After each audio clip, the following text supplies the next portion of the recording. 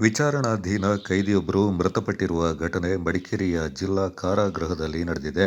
Murnad M. Badaga ಗ್ರಾಮದ ನಿವಾಸಿ ಹರೀಶ್ ಮೃತ ಆರೋಪಿಯಾಗಿದ್ದಾರೆ. ಬುಧವಾರ ರಾತ್ರಿ ಎಂದಿನಂತೆ ಊಟ ಮಾಡಿ ಮಲಗಿದ ಹರೀಶ್ ಬೆಳಿಗ್ಗೆ ಎಚ್ಚರಗೊಂಡಿರಲಿಲ್ಲ. ಬ್ಯಾರಕ್ನಲ್ಲಿದ್ದ ಇತರ ಆರೋಪಿಗಳು ಮಾಹಿತಿ ನೀಡಿದ ಹಿನ್ನೆಲೆ ಸ್ಥಳಕ್ಕೆ ಬಂದ ಅಧಿಕಾರಿಗಳು ಪರಿಶೀಲಿಸಿದಾಗ ಹರೀಶ್ ಮೃತಪಟ್ಟಿರುವುದು ಕಂಡುಬಂದಿದೆ. ವಿಚಾರಣಾಧೀನ ಖೈದಿಯಾಗಿದ್ದ ಹಿನ್ನೆಲೆಯಲ್ಲಿ ಜಿಲ್ಲಾ ನ್ಯಾಯಾಲಯಕ್ಕೆ ವಿಷಯ ತಿಳಿಸಲಾಯಿತು.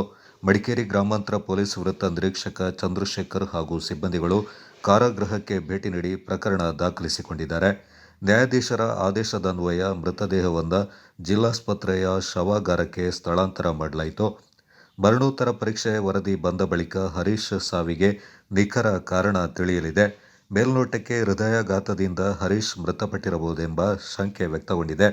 ಮೃತ ಹರೀಶ್ ವಿರುದ್ಧ ಮಡಿಕೇರಿ ಗ್ರಾಮಾಂತರ ಪೊಲೀಸ್ ಠಾಣೆಯಲ್ಲಿ 2026ರ ಏಪ್ರಿಲ್ 3ರಂದು ವ್ಯಕ್ತಿಯೊಬ್ಬರ ಮೇಲೆ ಮಾರಣಾಂತಿಕ ಹಲ್ಲೆ ನಡೆಸಿದ ಪ್ರಕರಣ ದಾಖಲಾಗಿತ್ತು.